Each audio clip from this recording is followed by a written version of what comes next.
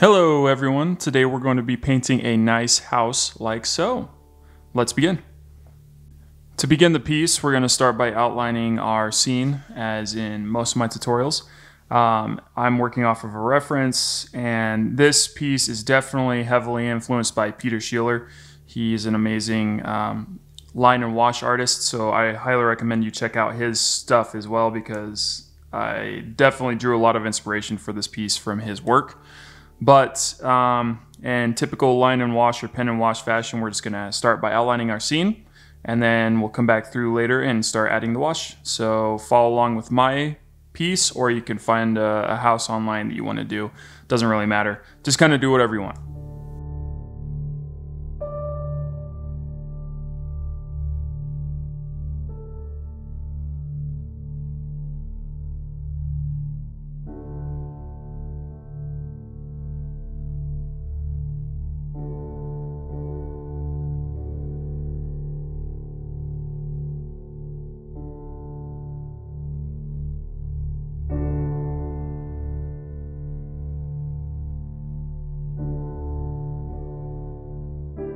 The best part about line and wash is just how loose and fun it can be. You don't have to be very specific with your lines. Obviously you want to get a nice base shape, but your lines in and of themselves within that shape can be a little bit more sporadic and fun, which is really a big draw for me to pen and wash.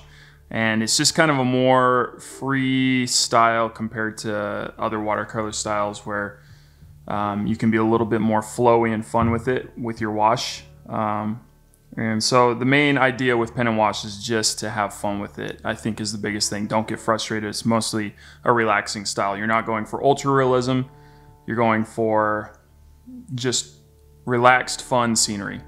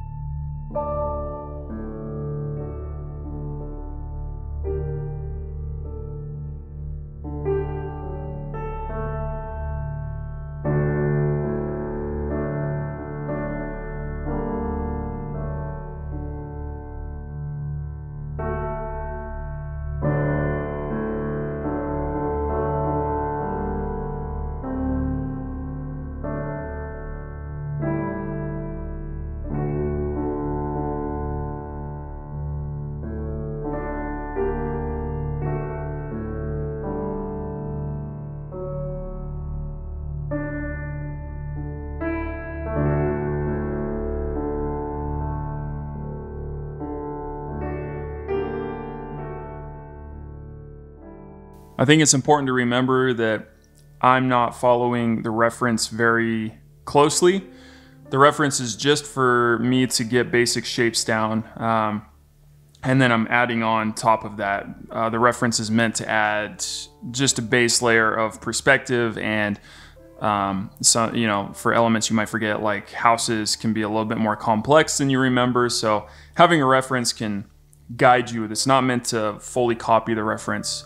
It's meant to just add a base layer for you to follow along, and then always add in your own little flair. I think that's super important.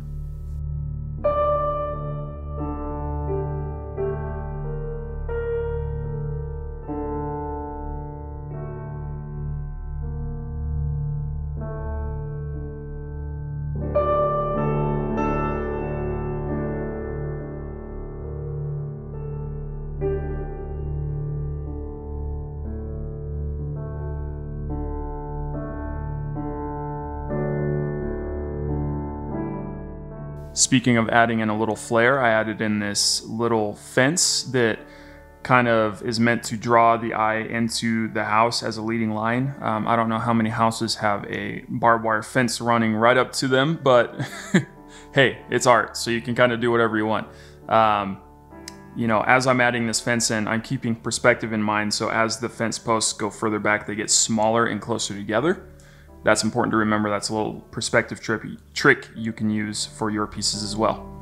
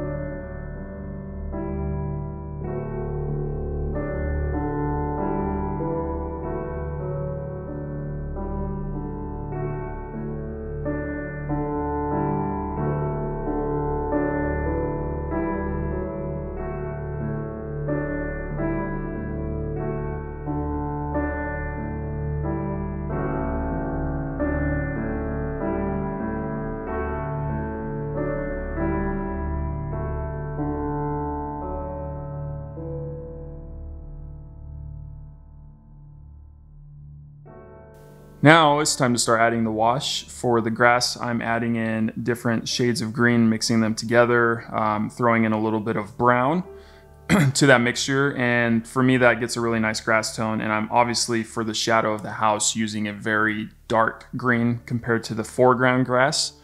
I haven't wet the entire paper. I'm just working in its own different areas. If you wet the entire paper, you're going to get a lot of bleeding with your paints.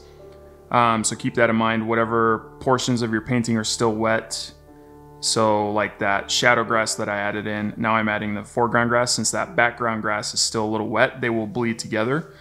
So that's something to think about wherever you're laying layers down. I had a little issue later on with the sky where I didn't let the sky dry and I added some color into the house and it started to bleed, so I had to fix it.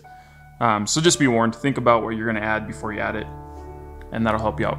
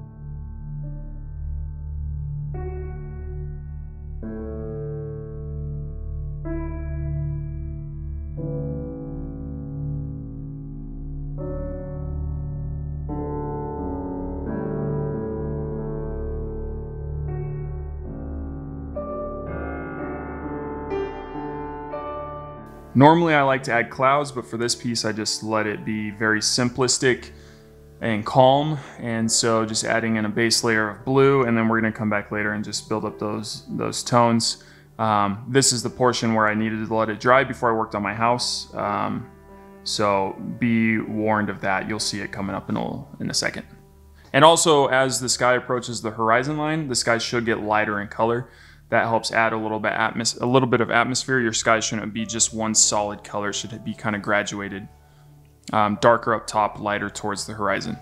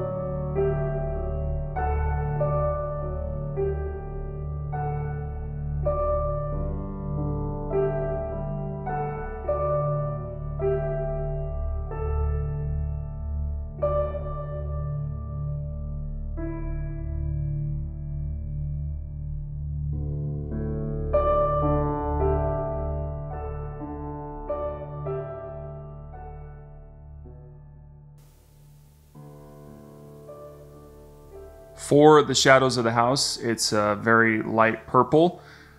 Well, kind of more intense purple. So I'm just mixing a blue with a kind of reddish pink color, and then adding that where the light will cast shadows. So underneath the roof and the extended part of the house will cast a shadow onto the right part of the house, which you'll see me add in just a second. And that can look really nice for shadows. So here's the other portion of the house casting a shadow on the right side. So just constantly thinking what is casting a shadow, where your light source is coming from. So my light source is coming from the left-hand side. So everything that is protruding out of the house should cast a shadow downward. And if you can nail lighting and tones, your painting will look great.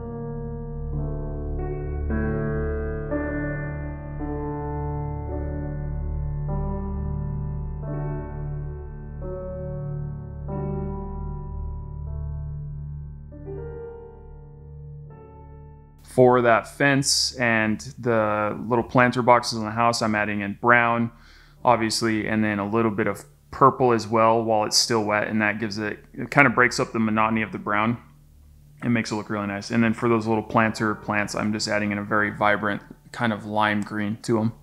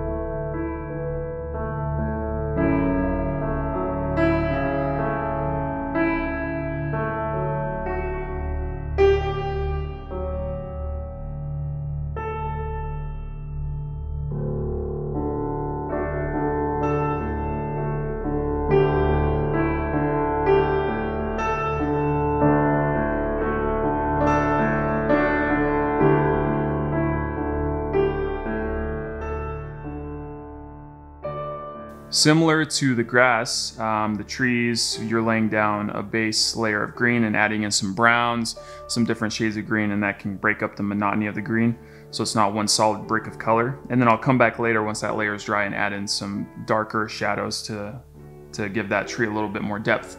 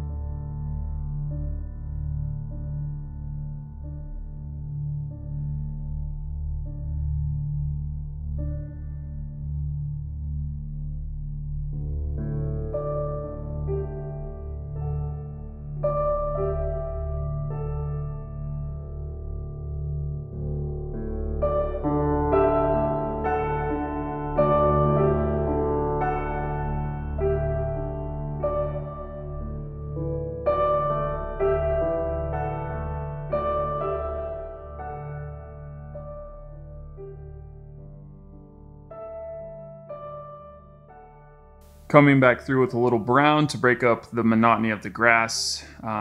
If you look out in your yard, nothing in true natural life is one solid color. There's always little discrepancies here and there, and so it's important to add those into your painting to break up just solid colors. You know, grass is going to have many different tones, houses will have some different tones, stuff like that.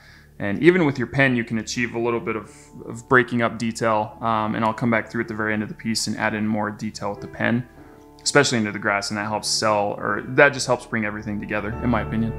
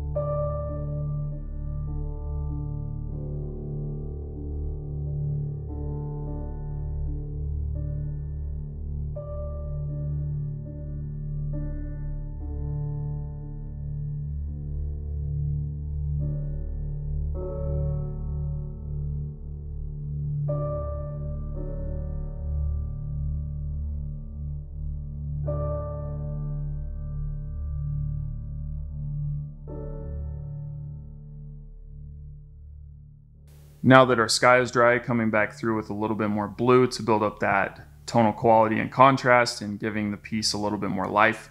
You don't want everything to be completely washed out. I know it's called pen and wash, but you don't want your colors to be super washed out, or else there'll be no contrast in life to your piece. So coming back through once your layers are dry and adding in more intense colors can just help everything pop.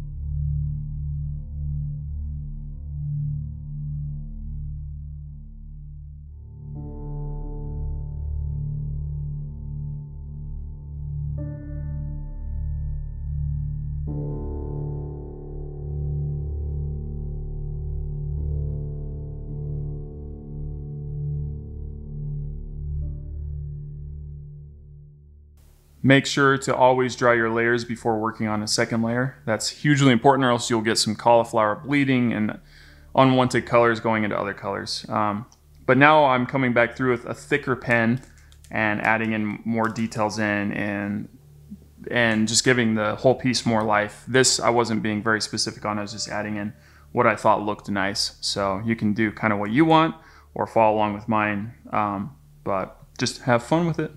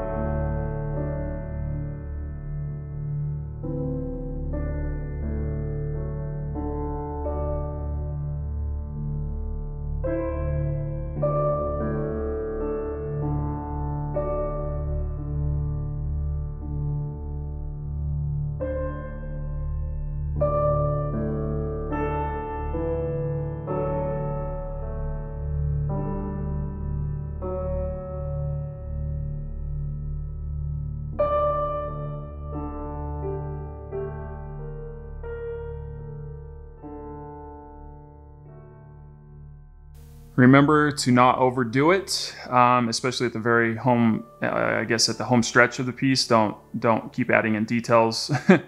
I know you want to, but let it settle and be okay with your result, and you won't overdo it. But I think that's going to wrap it up for this piece. Thank you so much for tuning in. Thank you for my returning subscribers for stopping by, and for newer people coming to check out this channel. It just means the world to me, and please keep checking in on all these tutorials and showing me your work. I love seeing it, and I'll see you guys next video. Oh, also, don't forget to like and subscribe, but I will see you guys next tutorial. Thank you so much.